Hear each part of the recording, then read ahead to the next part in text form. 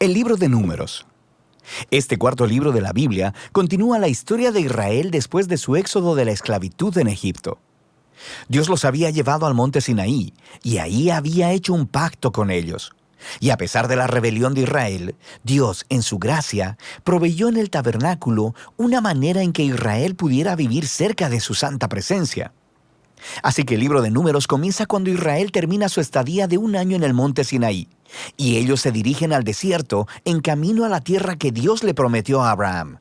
La narrativa del libro está diseñada de acuerdo a las etapas de su viaje, así que la primera sección empieza en el monte Sinaí, pero luego ellos salen y viajan al desierto de Parán. Y luego, después de ahí, viajan a las llanuras de Moab, que están justo frente a la tierra prometida. Ahora, la primera parte inicia con un censo donde el pueblo es contado, y de ahí viene el nombre del libro. Y luego hay leyes sobre cómo las tribus de Israel debían ser acomodadas en el campamento. Así que el tabernáculo debía ir en el centro, y luego, alrededor de él, los sacerdotes y levitas, y alrededor de ellos, las 12 tribus cuidadosamente ordenadas con Judá a la cabeza. Todo esto era un símbolo elaborado sobre cómo la presencia santa de Dios estaba en el centro de su existencia como pueblo. Esto es seguido por toda una serie de leyes que comunicaban las leyes de pureza del libro de Levítico. Si la presencia de Dios iba a estar en medio de ellos, debía hacerse todo el esfuerzo para que el campamento fuera un lugar puro, un lugar que reciba la santidad de Dios. En el capítulo 10, la presencia de Dios se levanta del tabernáculo y guía a Israel lejos del Sinaí, hacia el desierto. E inmediatamente las cosas comienzan a marchar terriblemente mal. En el capítulo 11, el pueblo empieza a quejarse de hambre y sed y empiezan a decir que quieren regresar a Egipto. Luego, en el capítulo 12, incluso el hermano y la hermana de Moisés empiezan a oponerse y a hablar mal de él delante de todo el pueblo. Este viaje no tuvo un buen comienzo. La siguiente sección comienza cuando los israelitas llegan al desierto de Parán, más o menos a la mitad del camino a la tierra prometida. Y Dios le dice a Moisés que envía a los 12 espías, uno por cada tribu, para que puedan reconocer la tierra prometida. Y cuando todos los espías regresan, 10 de ellos dicen que no hay posibilidad de que Israel pueda sobrevivir allí, porque los cananeos los destruirán. Pero hay 2 espías, Caleb y Josué, que dicen que Dios puede salvarlos.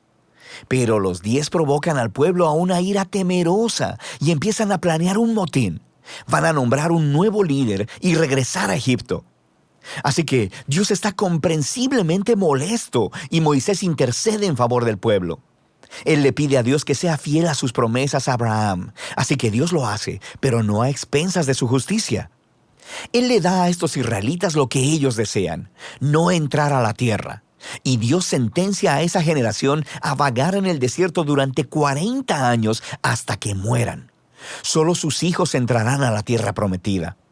Ahora, tú pensarías que esta severa consecuencia los haría despertar, pero las cosas se ponen peor.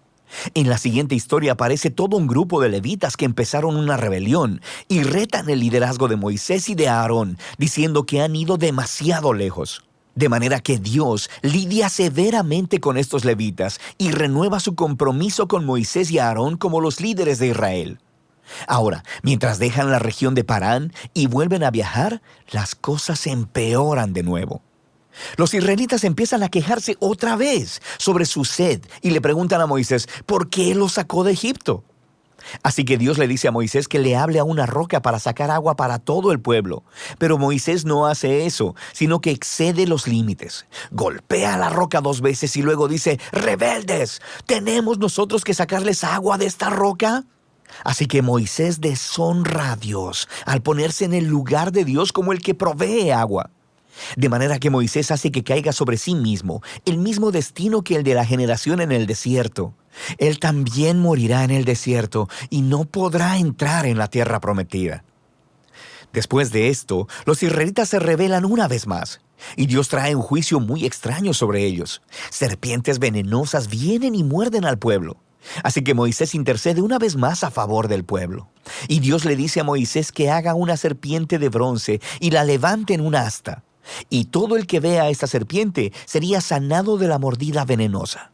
Es un símbolo muy extraño, pero habla del reto que representa para Dios el permanecer fiel a su pacto.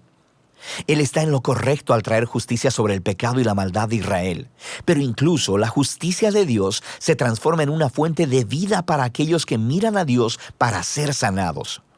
A partir de aquí, el pueblo se dirige a las llanuras de Moab. La primera parte principal de esta sección se enfoca en la extraña figura de Balaam. El rey de Moab está asustado por este enorme grupo de gente viajando a través de su territorio, así que contrata a un hechicero pagano, Balaam, para maldecir a Israel. Y en 3 ocasiones distintas, Balaam descubre que no puede maldecirlos. Él solo puede hablar bendición sobre Israel. Recuerda la promesa de Dios a Abraham en Génesis 12. Así que no solo Balaam no puede maldecir a Israel, sino que Dios le da una visión sobre un futuro rey israelita que un día traerá la justicia de Dios a todas las naciones. Esta visión recuerda la promesa de Jacob a Judá en Génesis capítulo 49. Ahora, vale la pena detenernos a reflexionar en el flujo del libro hasta ahora. Las historias de rebelión en el desierto se amontonan una sobre otra, poniéndose cada vez peor. Y aunque Dios trae actos parciales de juicio sobre Israel, también continúa mostrándoles misericordia, proveyendo comida y agua en el camino.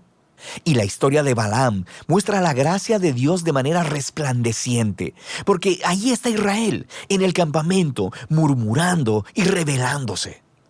Pero en lo alto de las montañas, sin que ellos lo sepan, Dios los está protegiendo y hasta bendiciendo. Y es este contraste entre la rebelión de Israel en el desierto y la fidelidad de Dios lo que hizo a estas historias tan importantes para las postreras generaciones de Israel. Y las historias del desierto son recontadas una y otra vez por los profetas y los poetas bíblicos, e incluso por los apóstoles en el Nuevo Testamento. Y estas historias siempre sirven como advertencia, que aunque Dios permanecerá fiel a sus promesas del pacto, Él también permitirá que su pueblo sea parte de Él en rebelión y que enfrente las consecuencias. Después de esto, el resto del libro se enfoca en los hijos de la generación que pereció en el desierto, y ellos empiezan a prepararse para heredar la tierra prometida. Ellos hacen otro censo de la nueva generación, y luego ganan muchas batallas a los pueblos de alrededor. Y luego, algunas de las tribus empiezan a asentarse en la tierra prometida. Así que el libro termina con la nueva generación lista para entrar en la tierra prometida. Y Moisés está a punto de darles sus últimas palabras de sabiduría y advertencia. Pero por ahora, de eso trata el libro de Números.